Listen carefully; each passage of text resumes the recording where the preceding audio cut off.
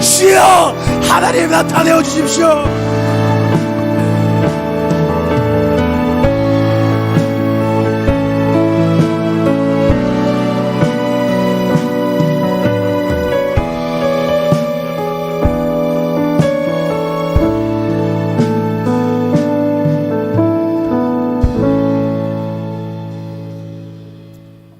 살아계신 아버지 하나님, 우리에게 믿음을 허락하여 주시되 살아계신 하나님을 믿을 수 있게 하여 주시어서 어떠한 가운데 세워진다 할지라도 내 하나님은 살아계시다고 담대히 외칠 수 있는, 그 하나님을 전해줄 수 있는, 그리고 그 사람들이 그 주님을 만나게 되어지는 그러한 참된 주님의 사람들이 되어줄 수 있도록 도와주시옵소서.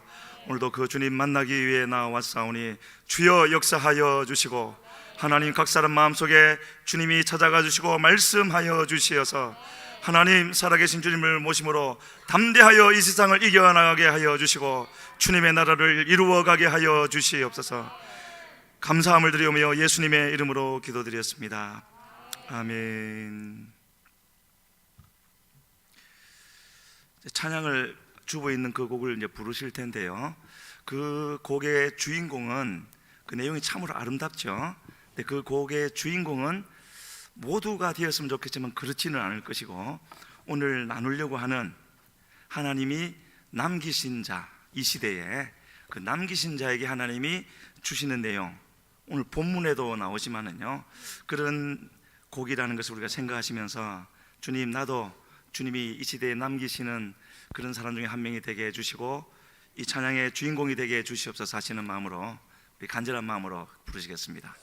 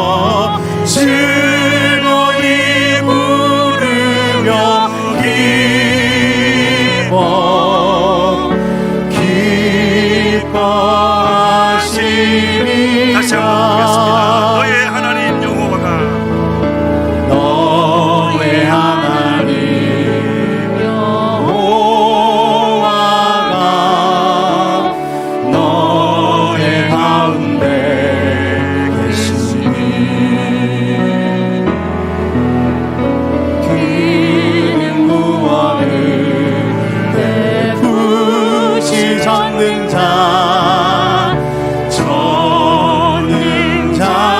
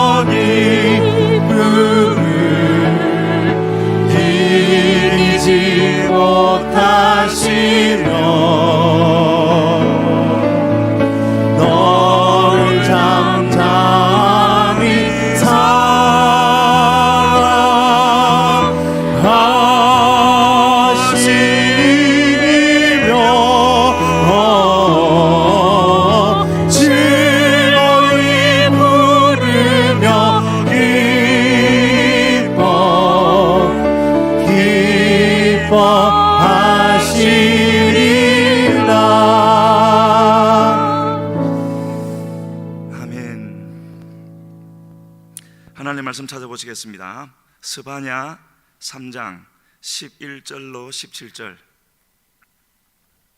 우리 함께 읽겠습니다. 그날에 내가 내게 범죄한 모든 행위로 말미암아 수치를 당하지 아니할 것은 그때에 내가 내 가운데서 교만하여 자랑하는 자들을 제거하여 내가 나의 성산에서 다시는 교만하지 않게 할 것임이라. 내가 곤고하고 가난한 백성을 내 가운데에 남겨두리니 그들이 여호와의 이름을 의탁하여 보호를 받을지라. 이스라엘의 남은 자는 악을 행하지 아니하며 거짓을 말하지 아니하며 입에 거짓된 혀가 없으며 먹고 누울지라도 그들을 두렵게 할 자가 없으리라. 시온에 따라 노래할지어다. 이스라엘아 기쁘게 부를지어다. 예루살렘 따라 전심으로 기뻐하며 즐거워할지어다. 여호와가 내 형벌을 제거하였고 내 원수를 쫓아냈으며 이스라엘 왕 여호와가 내 가운데 계시니 내가 다시는 화를 당할까 두려워하지 아니할 것이라. 그날의 사람이 예루살렘에 이르기를 두려워하지 말라. 시온아 내 손을 늘어뜨리지 말라. 너의 하나님 여호와가 너의 가운데에 계시니 그는 구원을 베푸실 전능자이시라. 그가 너로 말미암아 기쁨을 이기지 못하시며 너를 잠잠히 사랑하시며 너로 말미암아 즐거이 부르며 기뻐하시리라 하니라. 아멘. 간절히 바라기는 17절 첫 부분에 나와 있는 대로 너의 하나님 여호와가 너의 가운데에 계시니, 그 말씀이 꼭 이루어질 수 있는 이 밤이 되기를 바라고요. 제가 먼저 그 사람 되기를 원하고 우리 성도님들 모두에게도 그런 은혜가 있기를 주님 앞에 간절히 소원합니다. 이 두 번에 걸쳐서 이방인의 충만한 수라는 주제로 이제 말씀을 나눴었는데, 그 흐름 가운데서 말씀을 보다 보니까요, 오늘 나누게 되어지는 남은 자, 성경에 처음부터 끝까지 나오는 하나님의 섭리 가운데 하나가 남은 자죠. 그 말씀을 이제 준비해서 나누게 되어졌는데, 오늘 본문에 하나님께서 이 땅에 남기실 자들은 과연 어떤 사람들이고 하나님은 그들을 어떻게 여기실 것인가 하는 것을 우리가 방금 읽었던 7절 속에 또 불렀던 찬양 속에 정확하게 이제 나와 있습니다.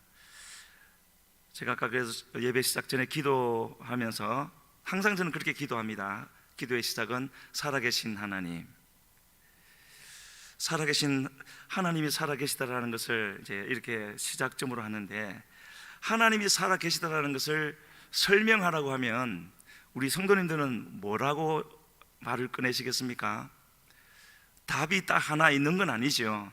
여러 가지로 수없이 많은 방법으로 설명을 할 수 있겠지만, 지금 제가 설명을 드리고 싶은 그 표현이 있다면, 하나님이 살아계시다라는 것은 지금도 함께 하시면서 말씀하시는 하나님이시다. 살아계시니까요, 살아계시다는 것은 우리가 잘하면은 잘한다고 칭찬을 하실 것이고, 잘못하면은 잘못하고 있다고 책망을 하실 것이고, 그리로 가지 말고 이리로 가라고 말씀하실 것이니까, 하나님이 살아계시다라는 것은 말씀하시는 분이시다라고 표현을 할 수가 있는데, 그럼 말씀을 하신다라는 것은 말씀하시고 끝이겠습니까? 말씀을 나에게, 우리 성도님들에게 말씀을 주셔서 받았는데 오늘 말씀을 받았어, 너무 기뻐, 그리고 끝입니까? 말씀을 받았으면 하나님이 주신 은혜는 반드시 하나님이 무값으로 그냥 주시지만, 주신 후에는 뭔가를 찾으시죠. 그 말씀에 대한 열매를 찾으시죠.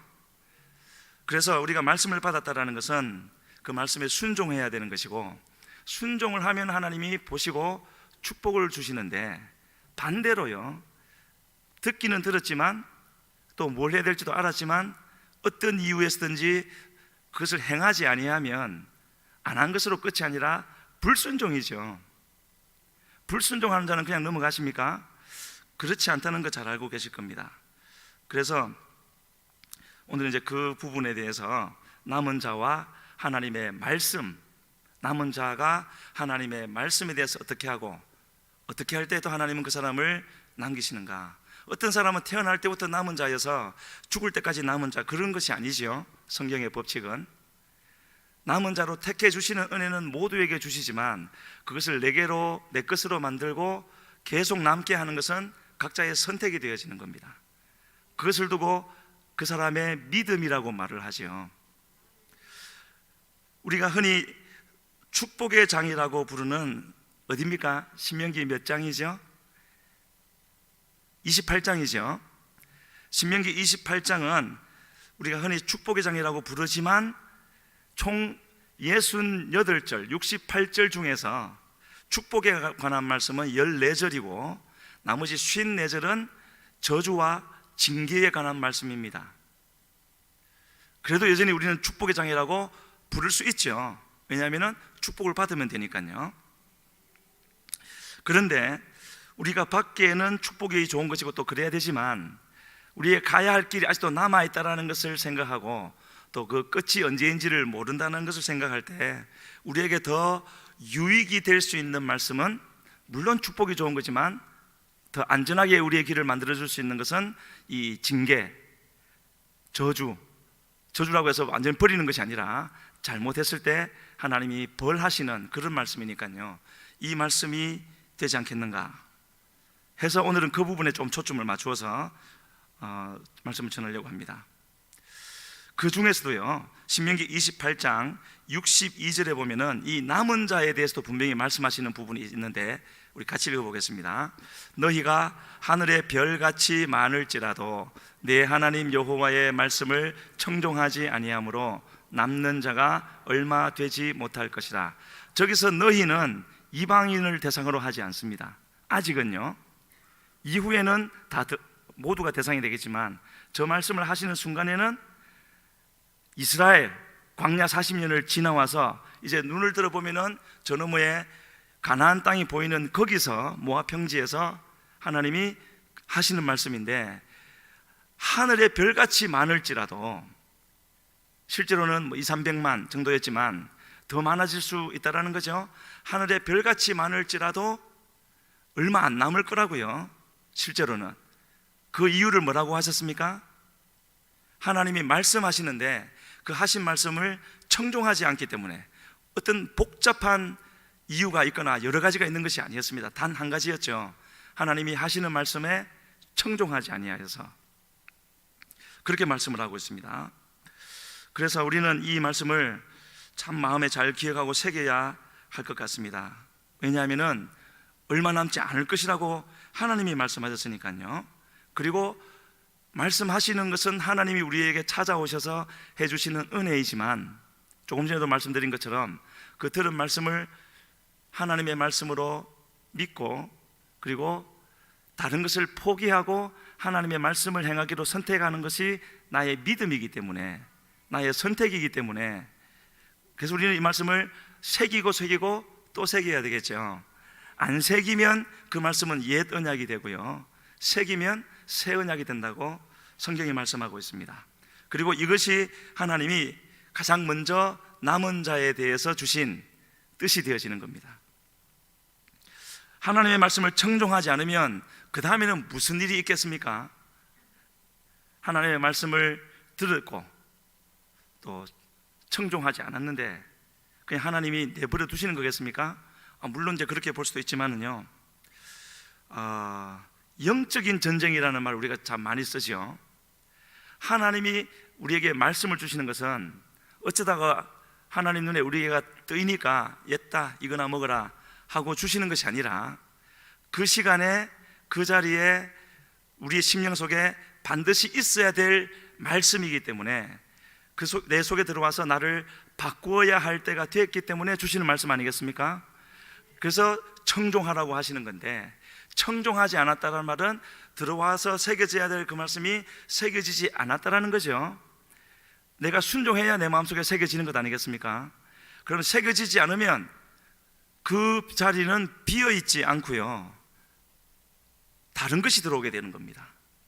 그게 문제지요. 하나님이 주인으로 계셔야 할 그 자리에 주인으로 계시지 않으면, 모시지 않으면 다른 것이 들어와서 마치 주인 행세를 하면서 하기 때문에 문제가 생기는 겁니다. 그런 것이라고 성경이 말씀을 하고 있죠. 마태복음 12장 44절 45절에서요 같이 읽겠습니다.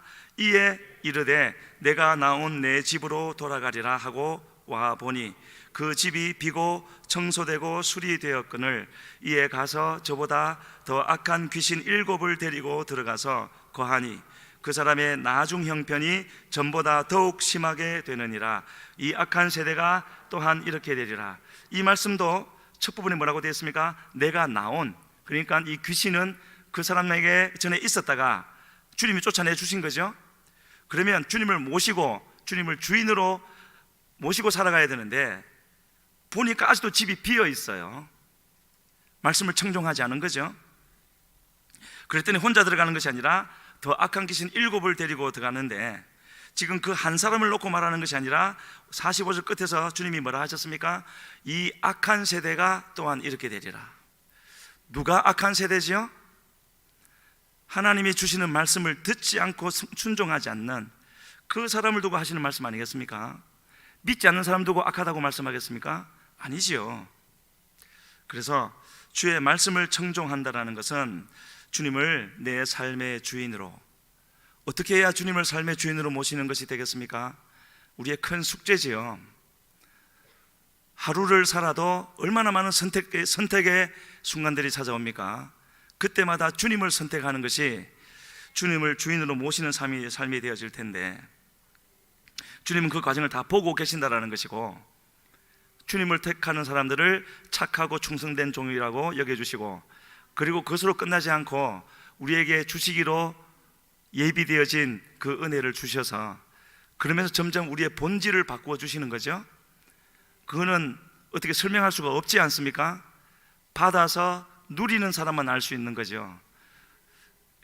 그것이 이제 진행되어져 가고 있는데, 그래서 조금 전에도 봤던 그 신명기 28장 62절 말씀에도 분명히 말씀하신 것 같이, 하늘의 별과 같이 바다의 모래같이 많을지라도 남는 자만 구원을 받는데, 그 남는 자는 하나님의 말씀을 청종하는 자들만 될 것이다, 그렇게 말씀하고 있고, 이와 같은 남는 자에 대해서 다시 한번 분명히 실제 삶 가운데서 보여주는 예가 또 우리가 성경에서 찾아볼 수가 있는데, 잘 아시는 엘리야 때의 그 사건입니다.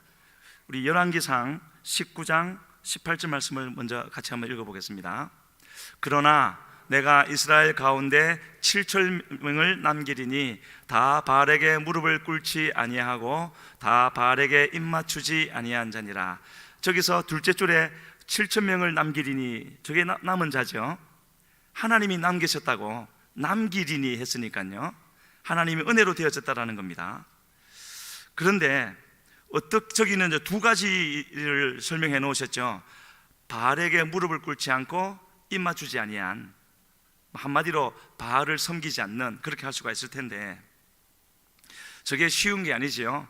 지금 이 자리에 계신 우리 성도님들에게 바알에게 무릎 꿇지도 말고 입맞추지도 말라 하면은 당연히 고민할 필요도 없이 그렇게 사시겠지만, 그런데 그 시절에 아합과 이세벨이 다스리던 그 시절에는 바알 숭배가 강요되던 때고요, 그것을 거부하면 죽는 때였습니다.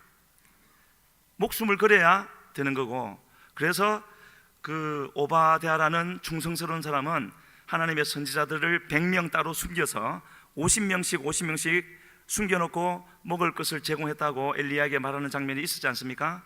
이처럼 목숨을 걸지 않으면 안 되는 때가 바로 그때였고, 언젠가 우리에게도 이런 때가 오지 않겠는가. 지금 돌아가는 일들을 보면 그럴 것 같죠. 그리고 그것은 성경이 말씀하고 있는 바입니다. 언제인지는 모르지만 아무튼 최근 들어서 그 속도가 빨라진 것은 분명한 사실입니다. 그래서 바알에게 무릎을 꿇지 않고 입맞추지 않으려면, 하나님을 믿는 신앙을 지키려면 어떻게 해야 되겠습니까? 숨어서 되는 일은 아니죠. 하나님을 가장 사랑하고 하나님을 가장 두려워해야 하는 그 신앙이 있어야 될 것 같습니다. 잡힐 수도 있으니까요. 입으로 고백해야 되는 순간이 올 수도 있으니까요. 그래서 혹시 이런 말 들어보셨습니까? 예미성, 예미청, 예미아. 안 들어보셨을 겁니다. 제가 어제 만든 말이니까요. 무슨 뜻인가 하셨죠? 예미성은 뭐냐 하면요, 예수께 미친 성도들. 그럼 예미청은 뭐겠습니까? 예수께 미친 청년들. 예미아는요, 예수께 미친 아이들. 어떻게 하셨어요? 제 개인적인 신앙 목적이기도 하고요, 제게 주어진 목회가 있다면 그 목회의 목적이 또한 그러합니다. 몇 명이 되었든지 예미성이 되고 예미청이 되고 예미아가 되어서 바알에게 무릎 꿇지 않고 입 맞추지도 않는 그런 사람들이 하나님이 남기시는 자들 중에 한 명이 아니겠습니까? 근데 그때 당시에 아합 당시에는요, 이스라엘의 왕 또 뭐 장군들, 백성들 전부는 아니죠.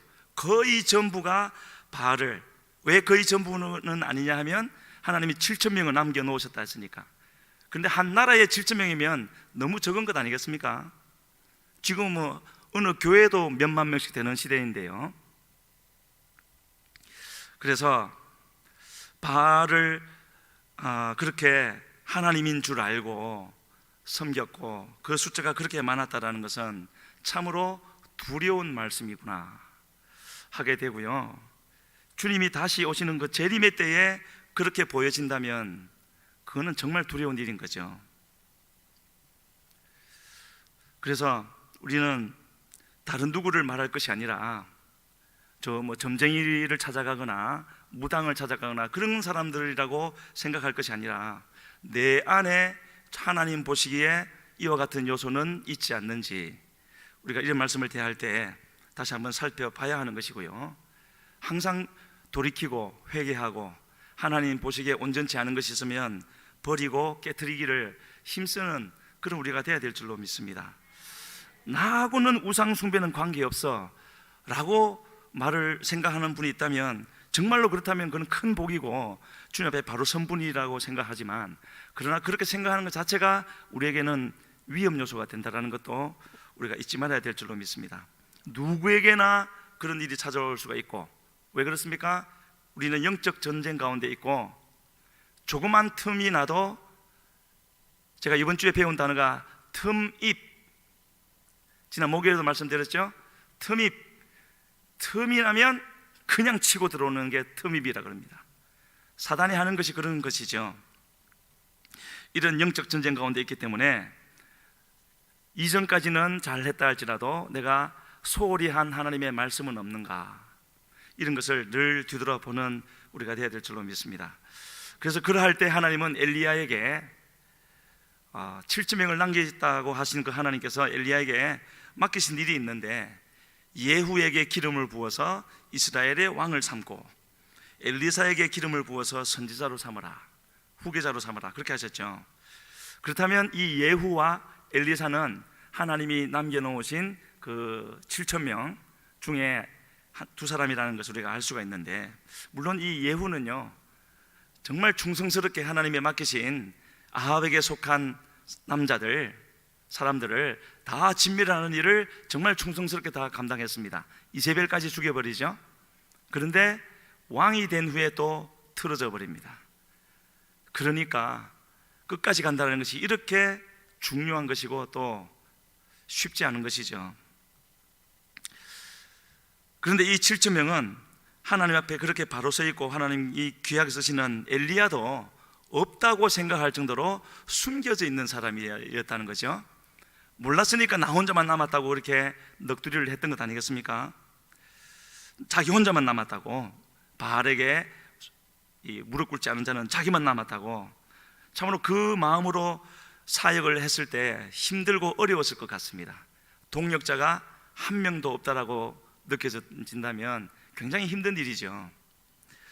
하지만 하나님은 7,000명을 남겨두셨고 그 7,000명 중에서도 아주 하나님이 사람 보기에는 있는 줄도 모르는, 분명히 성경에 기록되어 있는데 별로 사람들이 인식하지 못하는, 그러나 하나님은 너무나 귀하게 여기셔서 그때 당시뿐만 아니라 오랜 세월 후에도 또 하나님이 이르시기를 영원히 그들을 세울 것이라고 하신 그런 사람들도 그 7,000명 중에 있었습니다. 그 사람들이 어디에 나오느냐 하면은 열왕기하 10장 15절로 17절에 있는데 우리 같이 한번 읽어보겠습니다. 예후가 거기에서 떠나가다가 자기를 맞이하러 오는 레갑의 아들 여호나답을 만난지라.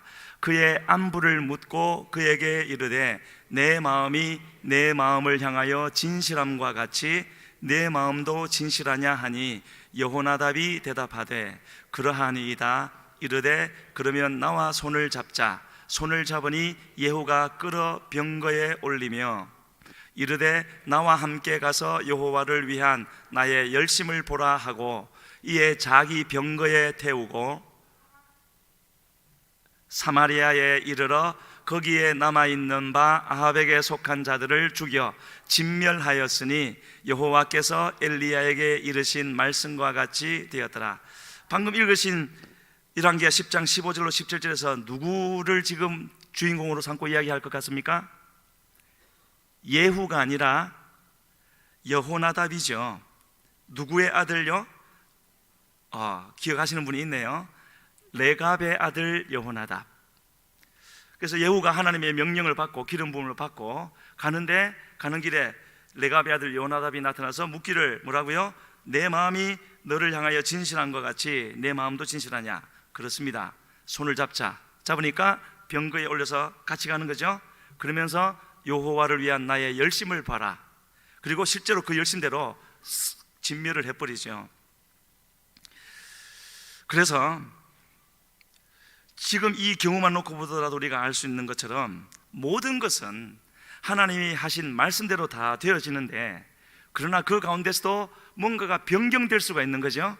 무엇이 변경되겠습니까? 그 이루어지는 하나님의 뜻에 누가 쓰임을 받을 것인가? 이루어진 하나님의 뜻 가운데서 누가 그 안에서 발견되어질 것인가? 밖이 아니고 구경꾼이 아니고 누리는 사람이 누가 될 것인가? 그거는 변경이 될 수가 있는 거죠. 그래서 이 레갑의 아들 여호나답은 이렇게 병거에 올라타면서부터 그 모든 바알에게 속한 자들을 진멸하는 일에 동참하게 됐고 변하지 아니하였고, 오히려 예후는 변할 때도 이 여호나답은 변하지 아니하였습니다. 변하지 않은 것을 어디에 알 수 있는가? 한 번은 지금 여기는 열왕기에는 안 나와 있지만 예레미야 35장을 가면은요, 이 여호나답, 거기는 여호나답을 요나답이라고 부릅니다. 같은 사람입니다. 요나답이 죽기 전에 자기 자손들에게 포도주를 마시지 말라 이런 명령을 내립니다. 그것이 250년이 흘러서 예레미야 때에 오게 되어지는데, 그 말을 자기의 조상 여호나답이 포도주를 마시지 말라, 뭐 특별한 설명도 없이 그렇게 한 그 말이 250년이 지난 후에도 그 자손들 가운데 지켜지고 있는 거예요. 그걸 하나님이 귀하게 보신 겁니다.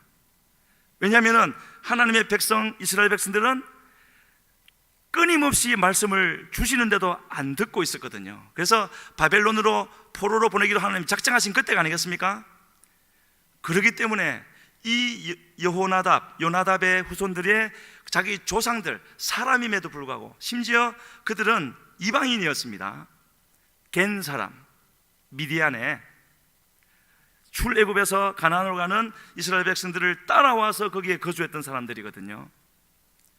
그래서 우리 예레미야 35장 19절에서 하나님이 이렇게 말씀하신 부분을 같이 한번 읽어보겠습니다. 그러므로 만군의 여호와 이스라엘의 하나님께서 이와 같이 말씀하시니라. 레갑의 아들 요나답에게서 내 앞에 설 사람이 영원히 끊어지지 아니하리라. 뭐라 그럽니까? 요나답이 나오죠. 여호나답입니다. 어떻게 하실 거라고요? 내 앞에 설 사람이 영원히 끊어지지 아니하리라. 저 19절 앞쪽을 읽어보면 조금 전에 말씀드린 내용이 나옵니다.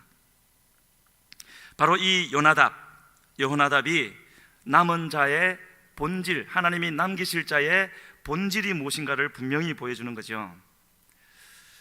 어느 시대나 하나님께서는 이와 같은 남은 자들을 세우시고 보존하시는데, 지금 많이 우리에게 들려오는, 또 우리 마음에서도 일어나는 것이 있다면 이 시대를 향하여서, 또 한국 교회를 향하여서, 이 땅에 있는 많은 교회들을 향하여서 일어나는 한탄이 아니겠습니까? 자세한 것은 말씀을 드릴 시간이 없지만, 그렇게 우리는 시대를 향하여서, 교회를 향하여서 한탄을 하고 있지만, 그러나 우리가 분명히 깨달아야 할 것은, 잊지 말아야 할 것은, 하나님은 여전히 이 시대에도 남은 자들을 세우신다는 거죠. 다만 그 세우심을 받은, 그러니까 부르심을 받은 자 중에 누가 믿음으로 그 부르심에 반응할 것인가, 그건 아직도 우리에게 주어진 숙제가 되어지는데요. 그래서 이사야는 이렇게 말을 하고 있습니다. 하나님께서 우리를 위하여 남은 자를 두셔서, 이사야 1장에 나오는 말씀이고요, 이스라엘을 회복하게 하시는데 그들이 바로 거룩한 그루터기라고요. 그 말은 이사야 6장에 나옵니다. 이렇게 한 그 하나님의 말씀을 바울이 듣고는 깨닫고 이렇게 말한 부분이 있습니다.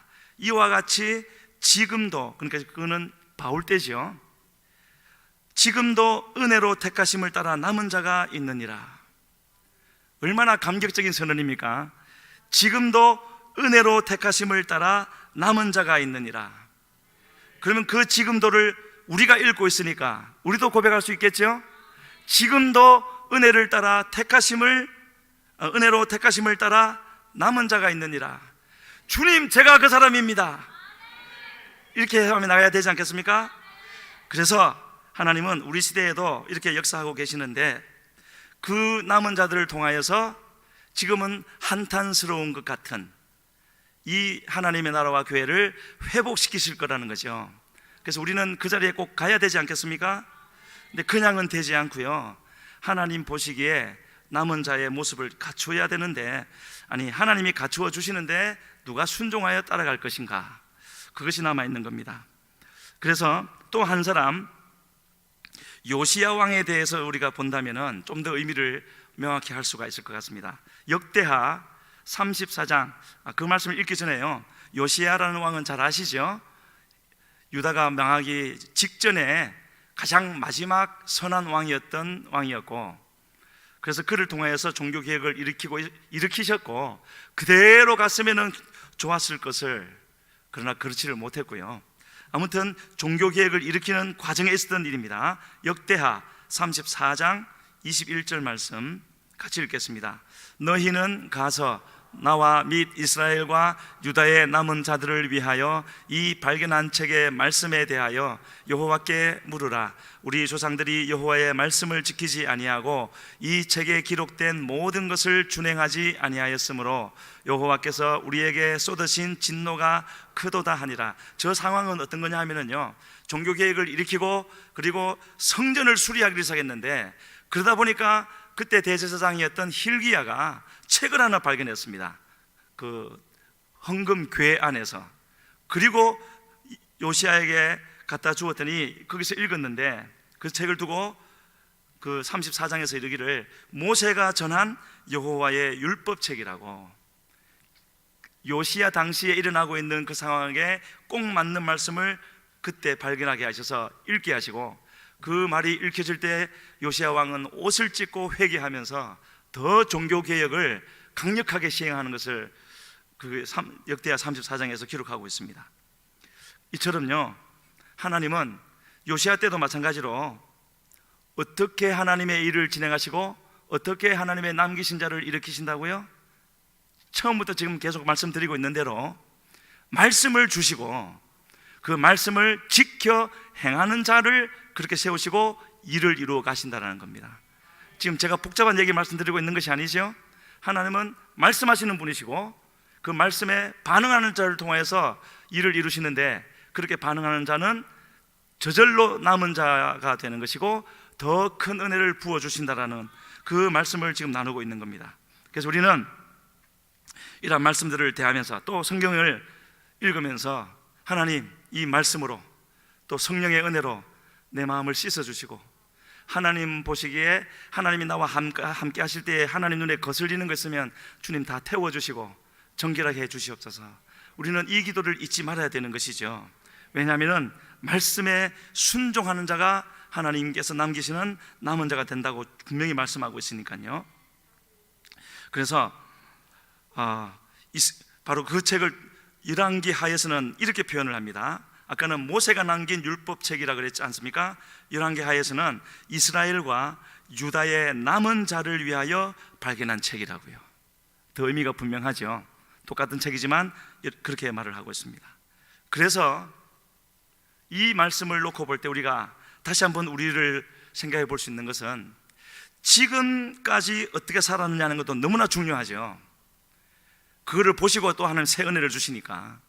그런데 지금까지 어떻게 살았느냐 하는 것보다 지금 하나님, 여기서 지금은 하나님이 내게 말씀을 주시는 때를 의미하는 겁니다. 하나님이 말씀을 주실 때 그때부터 어떻게 살아가느냐가 더 중요한 것이죠. 이전 것은 회개하면 얼마든지 용서하시겠다고 하신 하나님이 아니겠습니까? 다만 지금부터 새로운 삶을 살아야 되는 것이죠. 그 새로운 삶은 아무렇게나가 아니라 주신 말씀을 정말로 생명같이 여겨서 그렇게 살아가게 될 때 이전 것은 없었던 것처럼 만들어 주시겠다고 그렇게 말씀하신 우리 하나님이십니다. 그 의미가 오늘 본문으로 읽었던 서바냐 3장 그 중에서도 13절 아까 읽으셨지만 제가 다시 한번 읽어드리겠습니다. 이스라엘의 남은 자는 나왔습니다. 같이 읽겠습니다. 이스라엘의 남은 자는 악을 행하지 아니하며 거짓을 말하지 아니하며 입에 거짓된 혀가 없으며 먹고 누울지라도 그들을 두려워할 자가 없으리라. 저는 너무너무 사모되는 말씀이 저기 있습니다. 그게 여러 가지가 있죠. 이스라엘의 남은 자는 첫 번째 어떤 사람이라고요? 악을 행하지 아니하고, 우리 자신을 봐야 되는 겁니다. 두 번째는요, 거짓을 말하지 아니하며, 세 번째는 입에 거짓된 혀가 없으며, 네 번째가 제일 부러운 말씀입니다. 먹고 누울지라도 그들을 두렵게 할 자가 없으리라. 먹을 게 있고 누울 때가 있는데 두려워할 게 없으면 다 된 거 아니겠습니까? 직장이 없어 두렵고, 결혼 때문에 두렵고, 자녀 때문에 두렵고, 이런저런 문제 때문에 두려운데, 그런 두려워할 것이 없다면 그냥 최고의 상태가 아니겠습니까? 간단한 문제가 아니지만은요. 그래서 조금만 그 부분을 다시 말씀을 드리면, 악을 행하지 않는 자들, 뭐가 악을 행하지 않는 자들일까요? 성경에서 말하는 악은 관역에서 벗어난 거죠. 하나님의 주신 그 뜻에서 벗어나는 것. 그러니까 악을 행하지 않는 자들이라는 것은 지금 우리가 나누고 있는 대로 하나님의 말씀을 그대로 순종해 드리는 사람, 그게 악을 행하지 않는 자들이고, 거짓말하지 않는 자들, 그냥 거짓말하는 말을 하는 사람을 말하겠습니까? 그 정도는 아니겠죠. 그 정도를 말씀하시는 게 아니겠죠. 요한 사도는 그의 서신서 요한 1서에서 이렇게 말하고 있습니다. 그를 아노라 하고, 우리에게 해당되죠. 우리는 그분을 알지 않습니까? 그를 아노라 하고 계명을 지키지 않는 자는 거짓말하는 자요. 어디까지 계명을 지켜야 됩니까? 내게 주신 건요, 다 말고요, 성경 전체 말고 내게 마음에 새겨지도록 성령의 역사를 통해서 주신 말씀이 있지 않습니까? 그걸 지키라는 거죠. 그걸 안 지키면 거짓말하는 자라고요. 그래서 이 개념은, 이 뜻은 예수님이 죽으시기 직전에 하셨던 다락방 강화, 거기에서도 분명히 우리에게 말씀하신 바가 있습니다. 너희가 내 안에 거하고 내 말이 너희 안에 거하면 무엇이든지 구하래요. 그러면 이루어질 것이라고요. 뭐가 그러면 우리가 주님 안에 거하고 주님의 말씀이 우리 안에 거하는 상태가 되겠습니까? 그렇게 되어진 사람이 구하는 것은 다 들어주신다는 거죠. 그러면서 예수님도 이 땅을 어떻게 사셨는가도 거기에 덧붙여 말씀하셨습니다. 내가 아버지의 계명을 지켜 그의 사랑 안에 거하는 것 같이 너희도 내 계명을 지키면 내 사랑 안에 거하리라. 예수님처럼 살으라는 겁니다. 예수님처럼 신성에 이르라는 말이 아니고요, 인간의 몸을 입고 오신 예수님이 이 땅에서 사셨던 것처럼 살아야 된다는 거죠. 그렇게 살게 하기 위해서 신으로 오시지 않고 사람으로 오신 거죠. 우리가 느끼는, 우리가 경험하는 모든 연약함과 부족함과 그런 것을 다 느꼈었다고 말씀하고 있지 않습니까? 하지만 주님의 선택은 아버지의 뜻을 따르는 거였죠. 다만 성령이 함께 하셔서 그 모든 일을 행하게 하신 것이었고, 동일한 은혜가 우리에게도 주어졌지 않습니까? 말씀이 주어졌고 또 성령의 은혜도 주어졌는데 누가 그것을 내 것으로 만들 것인가? 그게 안 돼서 우리가 당하는 어려움들, 물론 하나님이 섭리 가운데 허락하시는 어려움도 있겠지만은 거의 대부분은 바로 하나님이 그렇게 되라고 하신 그대로 되지 않기 때문에 일어나는 것이죠. 이제 조금 넘어가서요. 왜 이렇게 시간이 빨리 갈까요? 그래서 우리가 아까 찬양 불렀던 그 스바냐서 맨 끝절에도 보면은, 끝절을 다시 한번 읽겠습니다. 3장 17절요. 너의 하나님 여호와가 너의 가운데 계시니 그는 구원을 베푸실 전능자이시라. 그가 너로 말미암아 기쁨을 이기지 못하시며 너를 잠잠히 사랑하시며 너로 말미암아 즐거이 부르며 기뻐하시리라 하리라. 전에는 요 구절을 제가 이제 교회 오고 얼마 안 돼서 암송 구절 중에 저 부분이 있어서 외웠었습니다. 그래서 그렇게 하면은 저렇게 되는 줄로 생각했던 적이 있었는데, 지금 보니까요, 저 구절은 누구에게 되는 것이라고요? 하나님께서 남기신 자, 그리고 그 자리에 계속 머물러 있는 자에게 저 말씀이 되어진다라고 된다는 것을 지금 우리가 알 수가 있지 않습니까? 그래서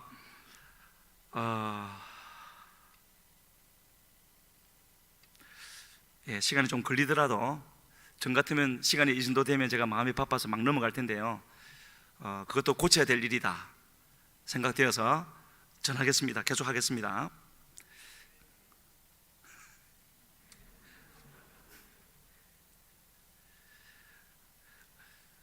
가나안 땅에 들어가기 직전에 12정탐꾼이 갔다가 그 포도송이 하나를 메고 온 두 사람이 있었죠. 성경에 언급은 하고 있지 않지만 전체 내용을 볼 때 그 두 사람은 여호수아와 갈렙이었을 것이다. 대부분의 사람들이 동의하는 바입니다. 그런데 지금은 이제 여호수아 갈렙을 말씀드리는 것이 아니라 그 10명의 정탐꾼들과, 그들은 각 지파의 대표자들, 유력한 자들, 우수한 사람들이었죠. 그리고 그들의 평가, 악평을 들은 거의 대부분의 이스라엘 사람, 민족들은 왜 그렇게 울부짖으며 우리를 죽이려고 애굽에서 이끌어내셨느냐 하면서 그랬을까요? 왜 그랬겠습니까? 아낙 족속 때문에 그랬겠습니까? 그거는 2차적인 이유죠. 그보다 먼저 된 이유는 뭐겠습니까? 하나님의 약속의 말씀을 잊어서 그런 겁니다.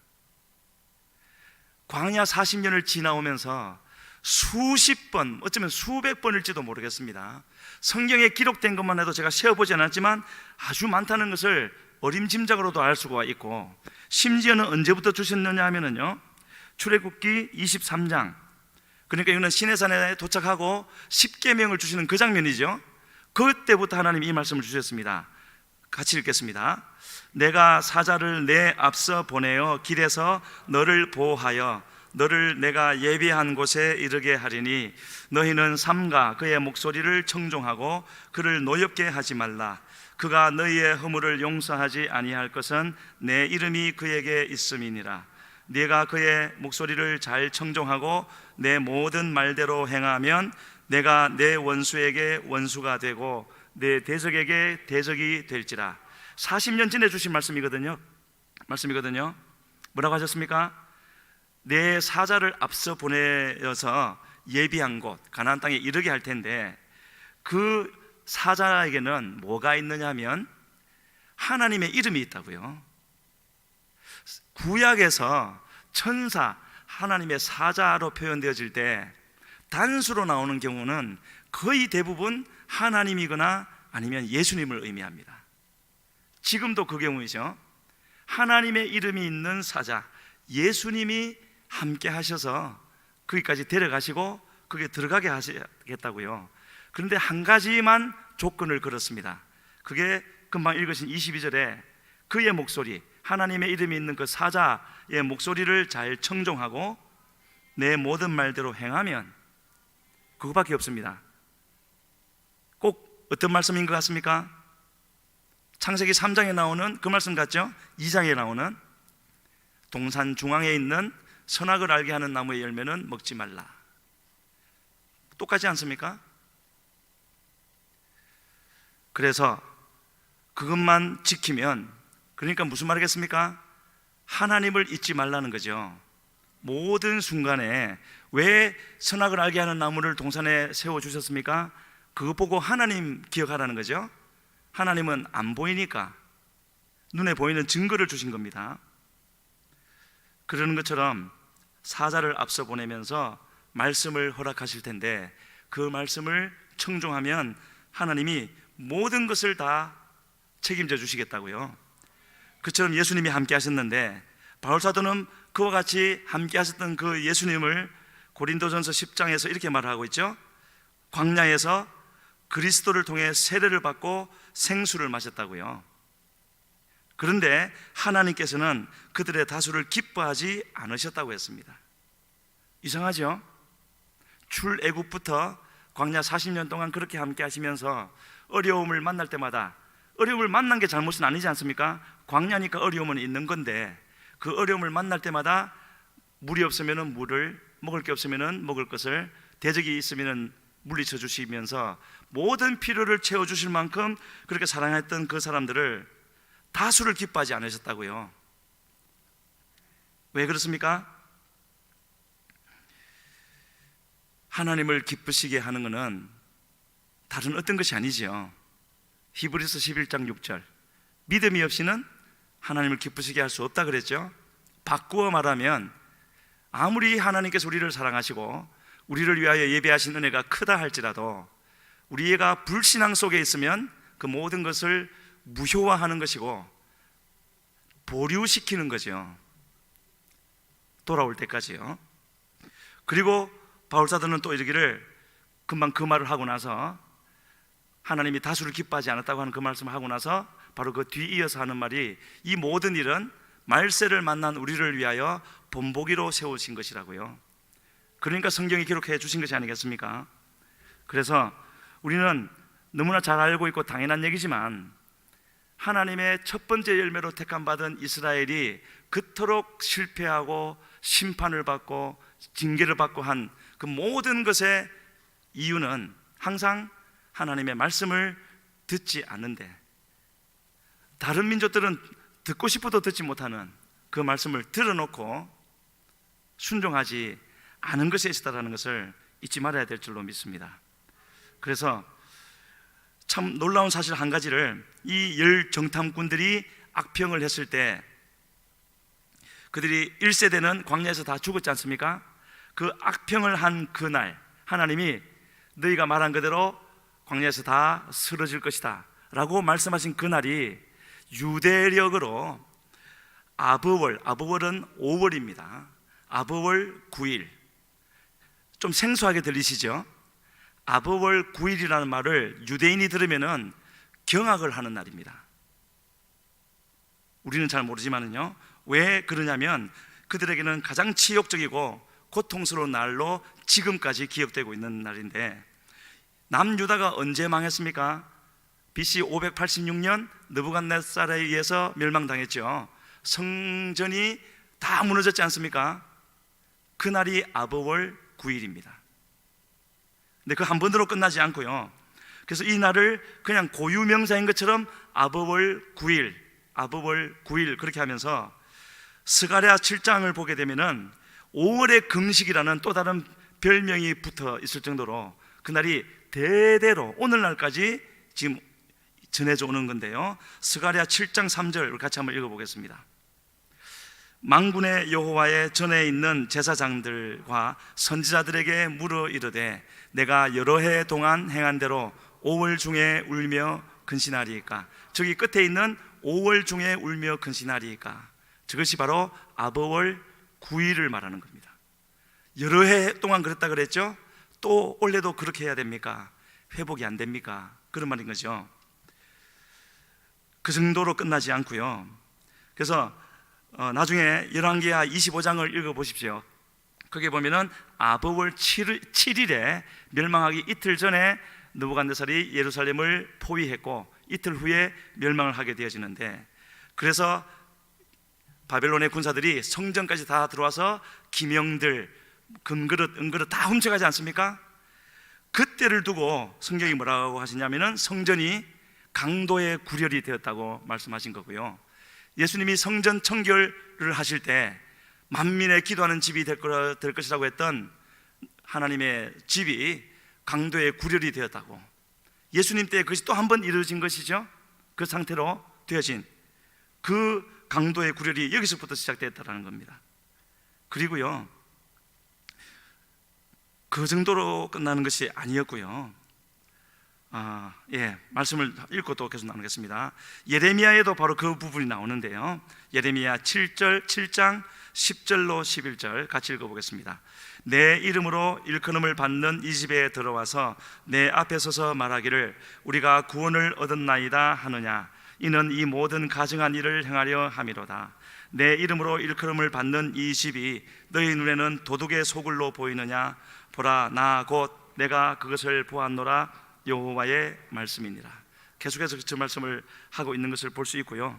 그리고 예수님 오시고 나서도 AD 70년에 로마의 티토 장군에 의해서 그 성전이 또 무너지지 않습니까? 그날이 어느 날이겠습니까? 아버월 9일입니다.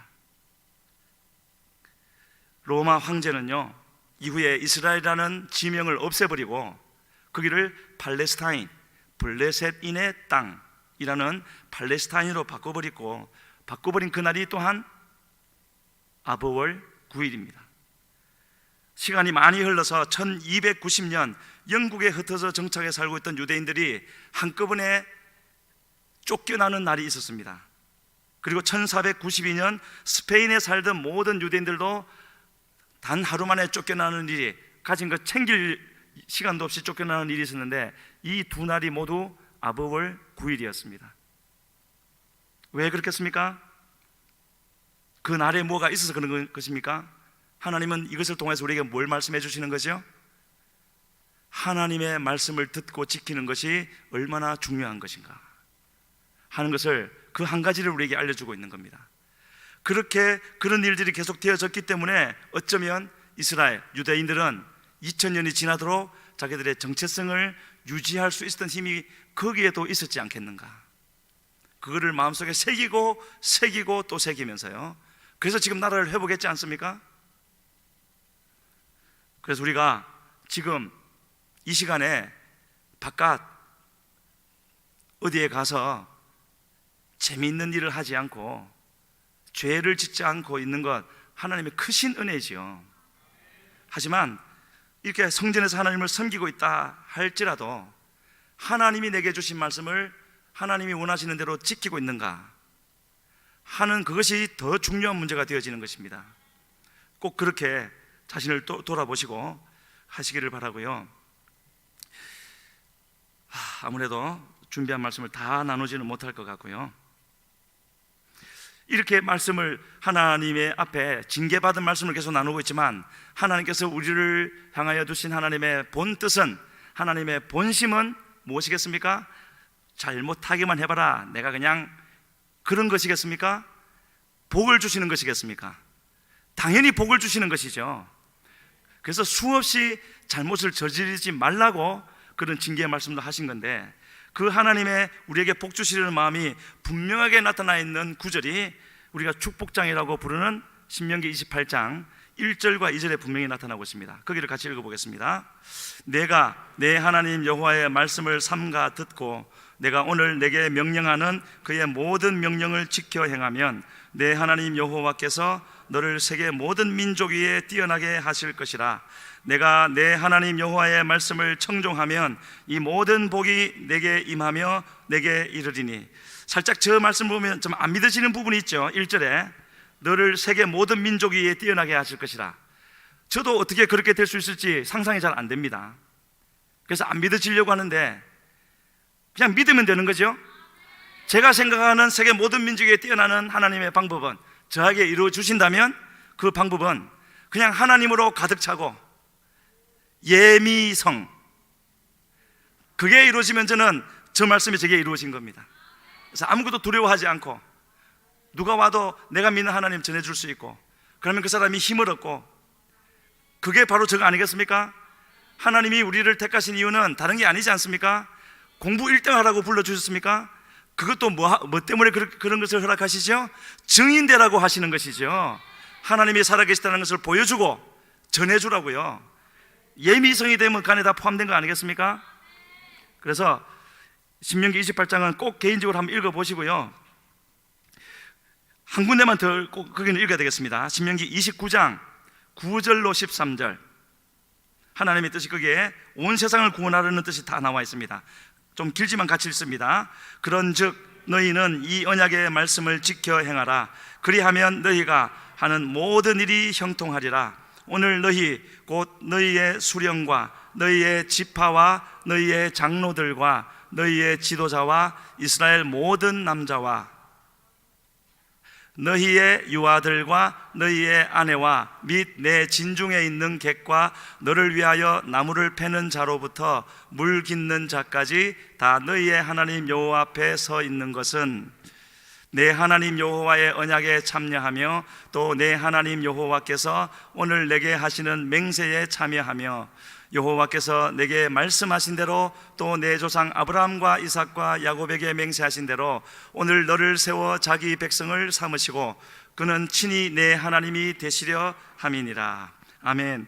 이스라엘에게만 해당되는 것이 아니라 방금 읽으신 그 말씀 속에 뭐가 있느냐면요, 유아들, 어린애들요, 유아들 예미야, 유아들 너희의 아내, 내 진중에 있는 객, 이방인도 이미 포함되어 있는 겁니다. 그리고 심지어는요, 너를 위하여 나무를 패는 자, 종이죠, 그런 사람들까지도 다 여호와 앞에 서 있다고 말씀하시면서 그런 사람들이 여호와의 언약에 참여할 것이라는 거죠. 어떻게 참여를 할 수 있다는 겁니까? 주신 말씀을 지키면 된다는 겁니다. 누구든지 아무런 제약이 없고 아무런 조건도 없이 하나님의 말씀을 주시는 그곳에 나와서 주시는 그 말씀을 생명으로 여기고 그 말씀을 순종하는 삶을 살아 드리려고 애를 쓰면 하나님이 그 마음을 보시고 은혜를 다하여 주셔서 그렇게 되게 해 주시겠다고 말씀하고 있습니다. 그렇게 살기를 주님 앞에 간절히 소원합니다. 그것을 두고 이 바울 사도는요, 마지막으로 우리에게 경고하신 것이 있습니다. 나중에 가셔서 로마서 11장, 거기도 같이 읽겠습니다. 로마서 11장 17절로 21절, 우리에게 꼭 기억하라고, 잊지 말라고 경고로 주신 말씀 같이 읽겠습니다. 또한 가지 얼마가 꺾였는데 돌 감람나무인 내가 그들 중에 접붙임이 되어 참 감람나무 뿌리에 진액을 함께 받는 자가 되었은즉 그 가지들을 향하여 자랑하지 말라.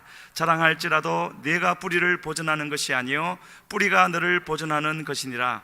그러면 내 말이 가지들이 꺾인 것은 나로 접붙임을 받게 하려 함이라 하리니 옳도다. 그들은 믿지 아니함으로 꺾이고 너는 믿음으로 섰느니라. 높은 마음을 품지 말고 도리어 두려워하라. 하나님이 원 가지들도 아끼지 아니하셨은즉 너도 아끼지 아니하시리라. 교만하지 말라는 거죠. 그들 유대인들은 왜 꺾였다고요? 믿지 아니함으로. 너희는 왜 접붙여졌다고요? 믿었기 때문에. 그러니까 그 믿음 끝까지 놓치지 말라는 거죠. 원 가지도 아끼지 아니하셨기 때문에 돌 감람나무 가진 너희들도 믿음 없으면 아끼지 않으신다고요.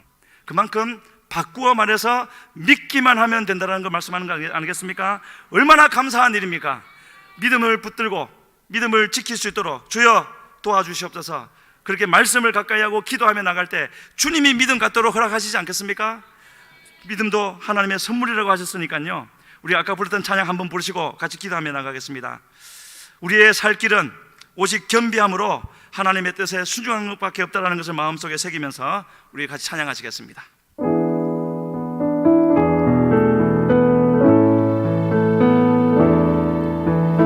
너의 하나님 여호와가 너의 가운데 계시니 그는 구원을 베푸실 전능자시라.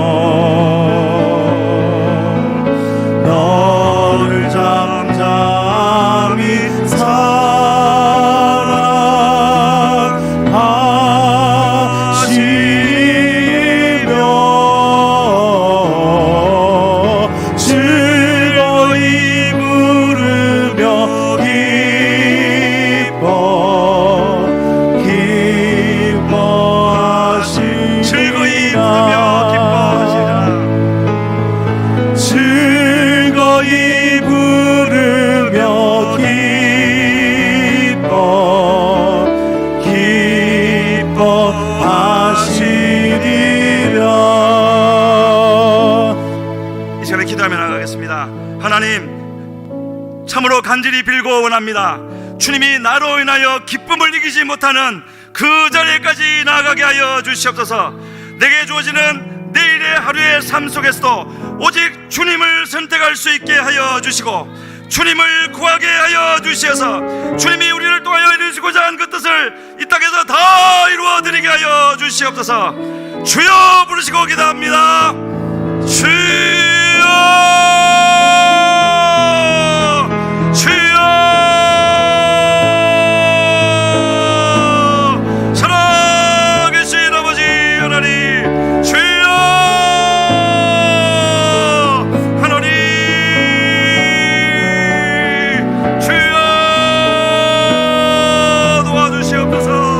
우리의 할 수 없음을 아버지 하시오매, 주여 우리의 약함을 하시오매, 주여 주의 은혜를 시간에 다하여 주시되, 하나님이여 우리 속에 있는 오직 약함과 주여 여름과 부족함과 주여 바람을 용서하여 주시고, 오직 주님을 바라보며 주님을 구하며 주의 뜻만을 아버지 붙잡고 나아갈 수 있는 것을 아버지 연명을 다하여 주시어서 주여 주님과 동행하여 나가는 삶을 살 수 있도록 하나님이여 역사하여 주시고 지켜주시옵소서.